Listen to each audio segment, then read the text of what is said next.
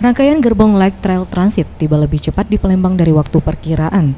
6 gerbong dikirim PT Inka menggunakan satu kapal dari Madiun, Jawa Timur. Berdasarkan pantauan di lapangan, terlihat petugas pelabuhan yang sedang memindahkan gerbong dari kapal ke pelataran pelabuhan. Setiap gerbong masih tertutup terpal ketika dipindahkan. Sekda Sumsel Nasrun Umar mengatakan akan menggelar acara seremonial sekaligus membuka penutup gerbong LRT pada tanggal 20 April 2018 nanti. Karena LRT ini adalah pertama di Indonesia, akan jadi kebanggaan tersendiri bagi Sumsel.